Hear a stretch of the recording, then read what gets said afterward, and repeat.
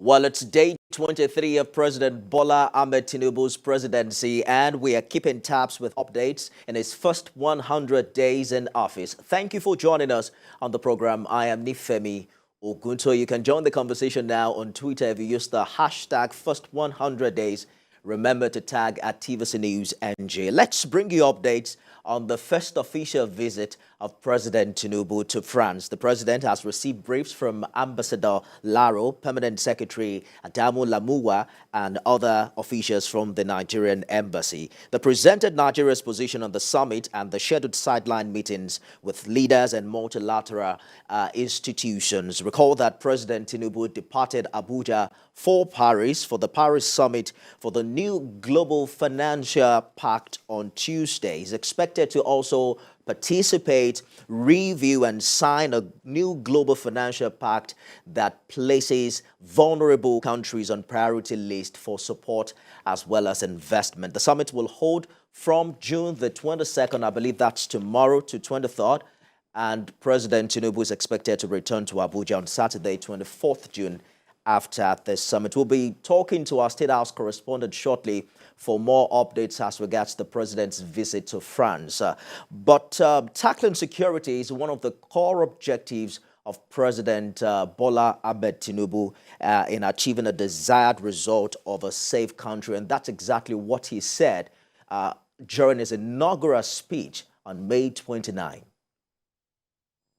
Security shall be top priority of our administration because neither prosperity nor justice can prevail amid insecurity and violence.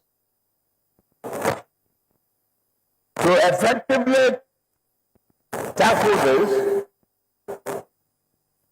we shall reform both our security doctrine and its architecture.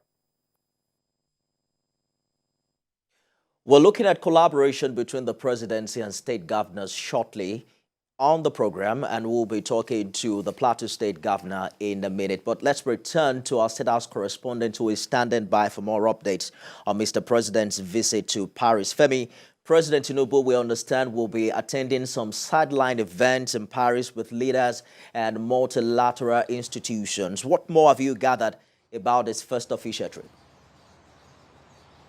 Well, Nifemi, all of that schedule is being drawn up by the president's men, that is his special advisors, members of his advisory council, working in close collaboration with the staff of the Nigerian embassy in France. We understand from Mr. Dele Alake, who is the special advisor on strategy, communications, and special duties. He is saying that leaders of world leaders of developed countries are already showing interest in meeting with President Bola Tinubu, in strengthening ties with Nigeria, in engaging with President Bola Tinubu and indeed Nigeria to see how they can come into Nigeria, bring in investment into Nigeria, because from what they are seeing, from the feelers they are getting following President Tinubu's latest economic policies, they are seeing that indeed Nigeria is open for business and that their return on investment is guaranteed. So these meetings, we expect them to start happening.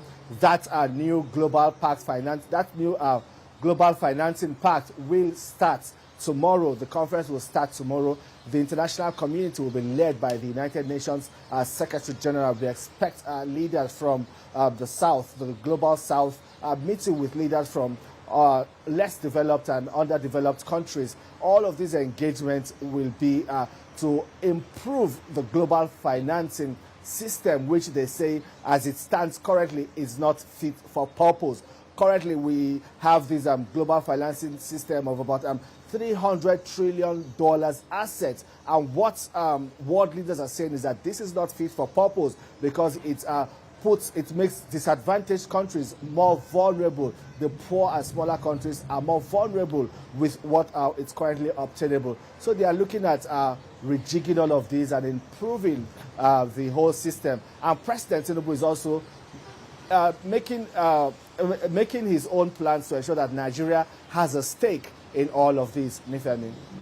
Absolutely. The presidential villa is still receiving visitors even in the absence of Mr. President. We understand that the British High Commissioner today visited Vice President Kashim Shettima. What was the essence of that meeting and what did you glean from it?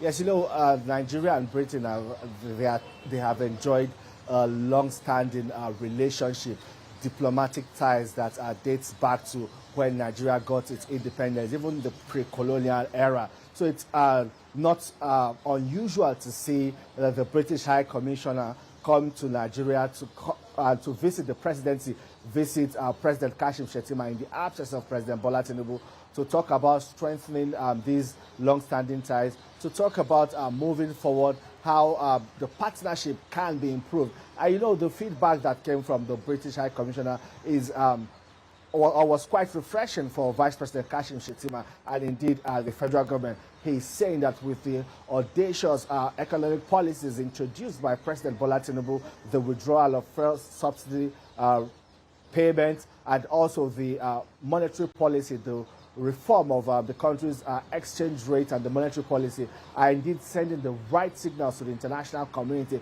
He says he has been interacting with British businesses and investors who are telling him that with all of this is showing that, the Nigerian economic space is gradually opening up, and they are also showing that interest in coming into Nigeria. So it's just very good for Nigeria's foreign direct investment as the federal government seeks to increase the investment portfolio in the country. Nifemi. Day 23 of President Tinubu's presidency. Trust me, Nigerians are counting on all of the campaign promises and looking forward to the changes it will bring to the table. State House correspondent Femi Akonde live for us. But by the way, happy birthday, Femi. Good to see you. Oh, thank you, Nifemi. Good to see you too.